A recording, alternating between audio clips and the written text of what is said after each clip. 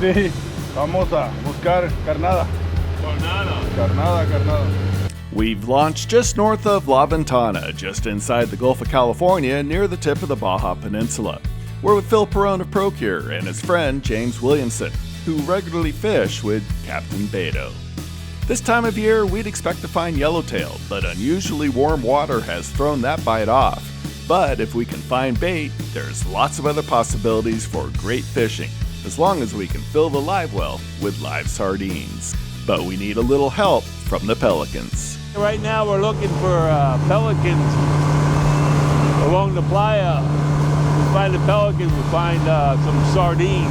Basically, we're getting close to these islands and look for pelicans on the beach. Usually if you find the pelicans, you're gonna find bait. And they're the best fishermen down here. Pelicans are amazing. And when you find the pelicans, that's usually gonna find some good quality bait. Last week, we really struggled for bait, so hopefully we'll get a bunch today. And if we do, I see a ponga on the beach over there, so that's a good sign.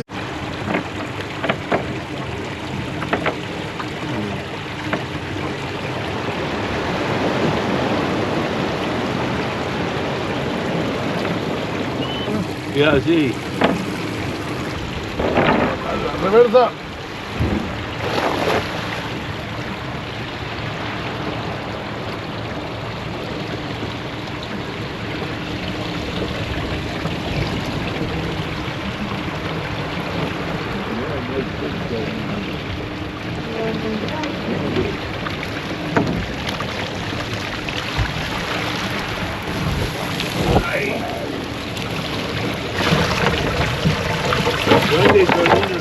Nice sardine, nice size. Last week we were scrounging for sardines and they were little dinky ones, and they'll work, but they're not a preferred size. These are nice size. This will turn on a big Dorado, a big yellowtail, some of the big grouper, and some of the cabria. These nice size sardines, and if we get plenty of them, you know, when you get on a reef and you've got a few baits to throw, it's different than when you got fistfuls of bait to throw out there. When he has enough bait to throw out there, the whole reef becomes alive. I mean, you get to a spot, it looks dead, a couple of fistfuls of bait, and there's fish boiling everything. Oh yeah.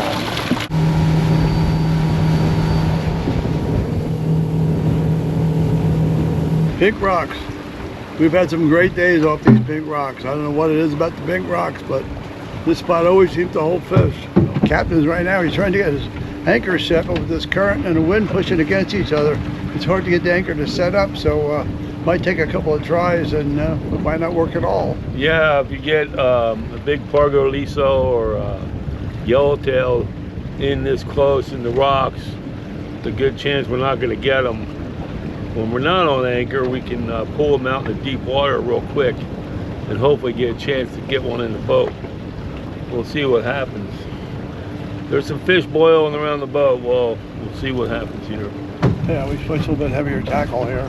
This is my 40. I have one other outfit at 60, but hopefully the 40 will get it done. It's a lot more fun fishing on a lighter tackle, but I go up to 60 with a 60-pound leader if I have to.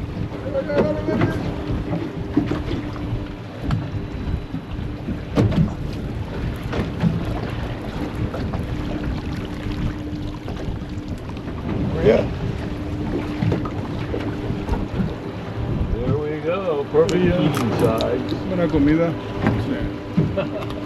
That wasn't a really big one, but that's a perfect eating size. These are cabria, which are basically in the grouper family, and they're just really beautiful white meat. They're really one of my favorites. Here you go. Hit that Dorado, buddy. There it is, right there. Right up to the boat. There it is, right here.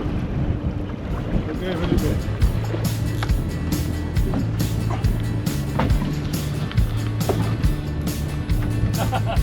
Yeah, Felipe. Yeah, Felipe.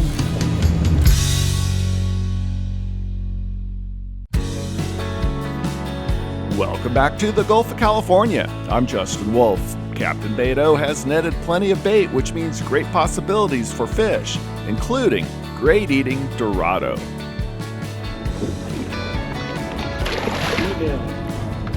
Isn't that a nice start? A couple of fish right away, yeah. Oh boy. That's a good eater.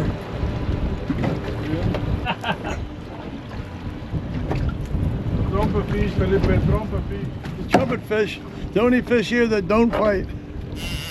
Trompe fish.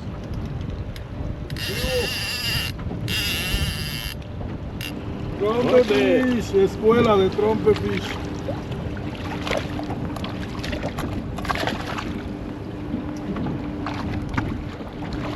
Yeah, a big trigger and makes a great ceviche. And you can also fillet them. Yeah, whatever. Grande pescado, snapper. Yep. Rocas. That was a big snapper. Yeah, if you go real heavy on the line to try to get them out of the rocks, it don't work because they won't bite. And sometimes if you switch to fluorocarbon, it might work. Well, the bite's been tough. Part of it was the current pushing against us, so we're getting bit on a slack line, so you can't feel the fish take it. But also, as we go to the heavier test, the heavier 40 and 60-pound monofilament is pretty visible in the water. If the fish are a little bit spooky, it pays to switch over to fluorocarbon. That's respectable. No monster, but decent. Bueno.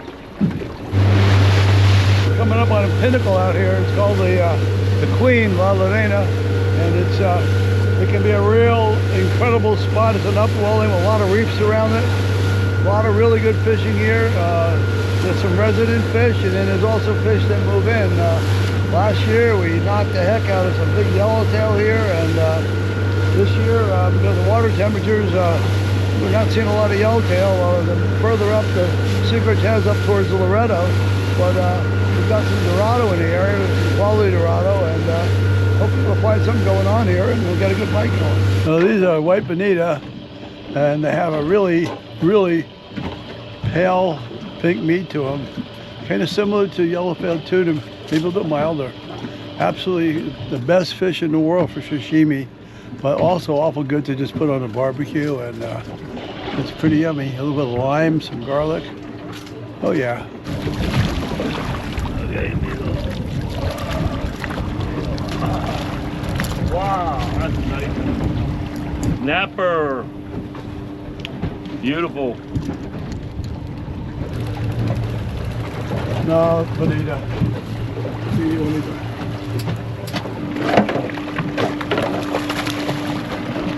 Okay. Okay.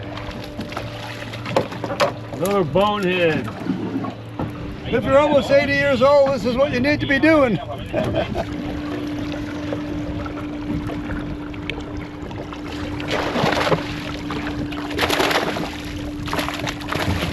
An antique store the other day, they wouldn't let me leave. Yesterday we caught a small Dorado, which not great for pictures, but it's about the best eating if you're gonna eat Dorado. The small ones are as good as it gets, and this is my fillets. They're boneless.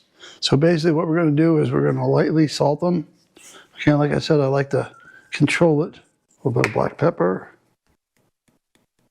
We're gonna put a little bit of olive oil in our pan, about 2 tablespoons worth, and heat it up. I'm going to add my onions and garlic and let them saute for about a minute. When you're cooking, a lot of things you can improvise. You can use fresh tomatoes if there's ripe ones.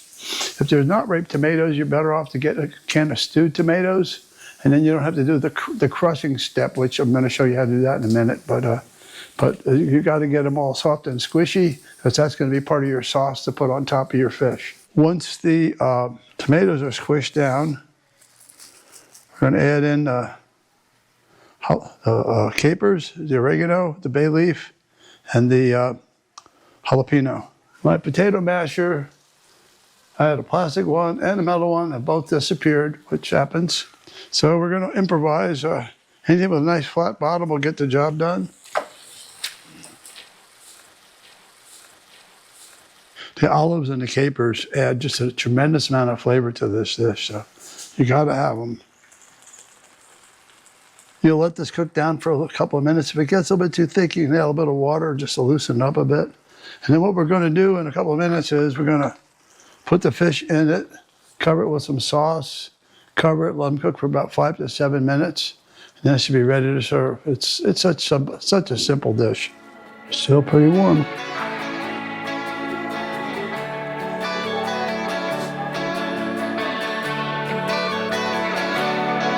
Too good.